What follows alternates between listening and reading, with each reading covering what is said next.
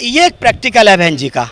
और मैं तो देखो, मैं जब से आकाश भाई फील्ड में आए हैं तब से मैंने फील्ड छोड़ दिया है, क्योंकि मैंने बुलंदशहर में कहा था कि चाहे चंद्रशेखर भाई हो चाहे आनंद भाई हो, वो आकाश भाई हो, ये दोनों मेरे छोटे भाई हैं। देखा जाए तो इनसे मैं हर चीज़ में बड़ा हूँ।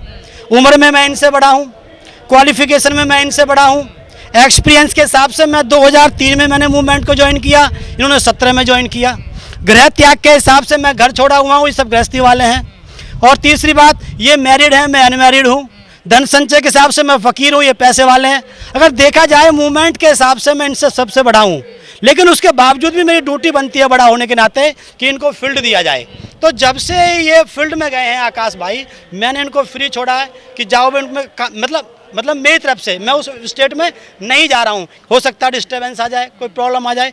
तो ये माननीय बहन जी का एक प्रैक्टिकल है।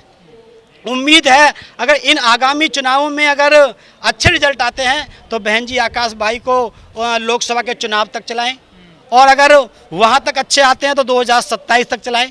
तो ये बहन जी का प्रैक्टिकल है। नेता लोग, बुद्धिजीवी लोग, महापुरुष लोग इस प्रकार के प्रैक्टिकल करके देखते रहते हैं। तो आकाश भाई उस फील्ड में जा रहे हैं जिन स्टेटों में, तो उसके लिए हमारे समाज की तरफ से शुभकामनाएं हैं। बहन जी का आशीर्वाद तो फुल फ्लैश है ही, सारे संसाधन बहन जी उनके साथ हैं। बीजेपी से ज़्यादा अमेंडमेंट कांग्रेस ने किए, सबसे ज़्यादा अमेंडमेंट कांग्रेस ने किए, सबसे ज़्यादा बेसिक स्ट्रक्चर को छेड़ने वाली कांग्रेस है। मैं तो संविधान का PhD होल्डर हूँ ना, मैं तो जानता हूँ ना। सबसे ज़्यादा 150 से ज़्यादा अमेंडमेंट कांग्रेस ने किए, उसके बारे में आप क्या बोलेंगे? तो इनकी जो मम्मी थी या इनकी दादी थी, जो भी ये लोग थे, उन्होंने तो बदला है ना। कांग्रेस के खिलाफ ही तो हमारा पूरा मूवमेंट खड़ा हुआ है। जो लोग ये कहते हैं बीजेपी की बी टीम है, उनकी सारी रिश्तेदारी सारी की सारी बीजेपी में है। योगी के परिवार में सारे सैफई परिवार की है सारी रिश्तेदारियां, उनकी सारी बहुएं, चाहे उनकी बेटियां, चाहे सब है, वो वहाँ पर हैं। और समाजवादी पार्टी में जो नेता हैं इस समय, उसके आधा परिवार वो बीजेपी में है। तो वो बीजेपी की बी टीम रही या हम रही? हमने कभी भी बीजेपी से समर्थन दिया हो तो बताओ। बीजेपी को सबसे पहले सत्ता से बाहर करने वाली बीएसपी है, जो एक वोट से माननीय बहन जी ने सरकार गिराई थी। हमने उसको सत्ता से दूर किया है। हमने सारे अपनी बातें मनवाई हैं, दबाव में लेकर करवाया, कैसे करवाया हो। तो मेरा कहने का मतलब यह है कि हमने समर्थन लेना, ये बीजेपी की बी टीम होना नहीं है। अगर हम समर्थन दे देते तो वो बीजेपी की बी टीम। नुकसान ज्यादा कांग्रेस ने पहुंचाया बीजेपी ने? मेरे हिसाब से कांग्रेस ने पहुंचाया पहले, अगर आप इसको सोचे तो। कहीं ना कहीं देखिए, वो एक दौर था जब समाज जब ये कांग्रेस के लोग ये सोचते थे कि शायद ये लोग अपने समाज के, अपने अधिकारों के प्रति जागरूक नहीं हैं, तो जागरूक ना होने की वजह से अधिकार छीनते हैं। तो सबसे ज़्यादा अमेंडमेंट तो आर्टिकल 368 के साथ, जिसके साथ में बीजेपी खेल रही है, इस आर्टिकल 368 को कमज़ोर करने का काम इंदिरा गांधी ने किया। अगर इंदिरा गांधी 368 को छेड़ती नहीं, अमेंडमेंट को वो संविधान बदलने के मामले में वो चेंज नहीं करती, तो ये क्या नाम है इनका, जो बीजेपी के प्रधानमंत्री रहे थे अटल बिहारी वाजपेयी, वो आयोग गठित नहीं करते।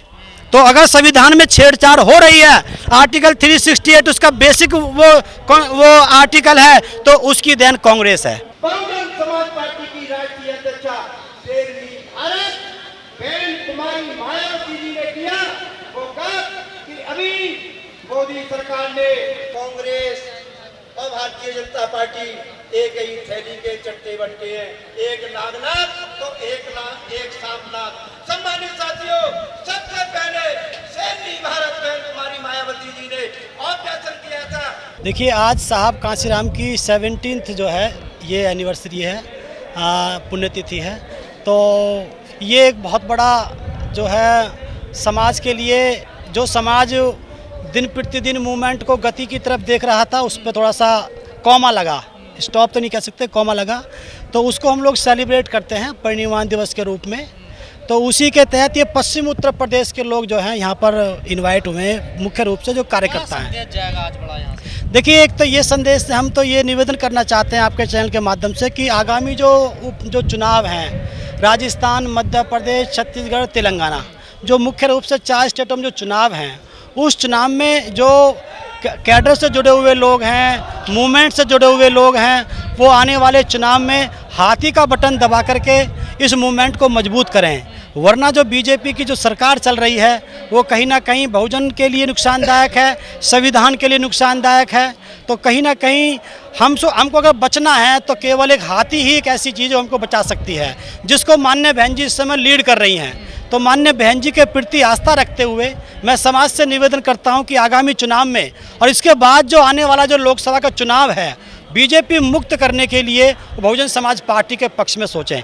वो ये ना सोचें कि बहन जी गठबंधन करती हैं या नहीं करती हैं। गठबंधन होना ना होना ये बाद की बात है, लेकिन जो देखो पहले भी तो हम बिना गठबंधन के जीते थे। उत्तर प्रदेश में जब हम समाज से हम लोग जब जुड़े हुए थे तो हम जीते थे। तो गठबंधन होना ना होना वो सेकेंडरी बात है, प्राइमरी बात है। देखिए, जब तक बहन जी को ये लोग मजबूत नहीं आकेंगे, जब तक समाज उनके साथ खड़ा हो दिखाई नहीं देगा। अब हमारा हो क्या रहा है, हमारा बुद्धिजीवी अलग से सोच रहा है।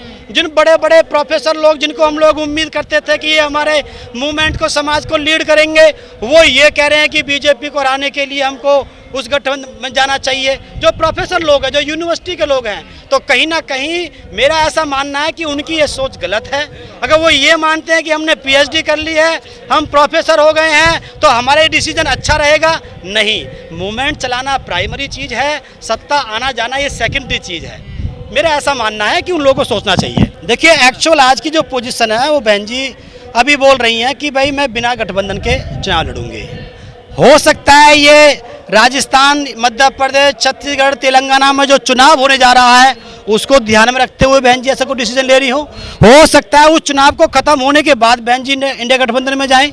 लेकिन ये प्रेशर बनाना या केवल उसी उम्मीद पे बैठे रहना कि बहन जी गठबंधन में जाएगी तो तब हम साथ देंगे, अगर नहीं जाएंगे तो नहीं देंगे, ये गलत बात है। मैं इस बारे में बात कहूँगा तो कहीं ना कहीं मैं अपने पहले कही हुई बात को कॉन्फ्लिक्ट कर दूंगा।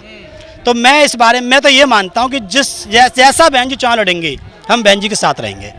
हमारा तो ये मानना है, गठबंधन बहन जी करें तो ठीक है, नहीं करती हैं तो भी ठीक है, हम बहन जी के साथ हैं। मेरा ऐसा मानना है, अगर वो बुद्धि का, हालांकि वो हमारे समाज के बुद्धिजीवी लोग हैं, चिंता कर रहे हैं इस मूवमेंट की, इस समाज की, तो ये अच्छी बात है। लेकिन साहब कांसीराम के उस स्टेटमेंट को समझना चाहिए। कहीं ऐसा ना हो कि बीजेपी को सत्ता से बाहर करने के चक्कर में, इंडिया गठबंधन को लाने के चक्कर में तुम अपने मूवमेंट को ही खो दो, तुम अपने मूवमेंट को ही खो दो, फिर तुम क्या करोगे? मेरा ऐसा मानना है। देखो, हालांकि मैं किसी के पक्ष विपक्ष में यहाँ पे ऐसी बात नहीं कर रहा हूँ। बीजेपी बेशक जीत जाए लेकिन हमारा मूवमेंट बचा रहे, हम फिर देख लेंगे इस काम को। और जीतेगी तो मूवमेंट नहीं बचेगा। हमें फायदा क्या?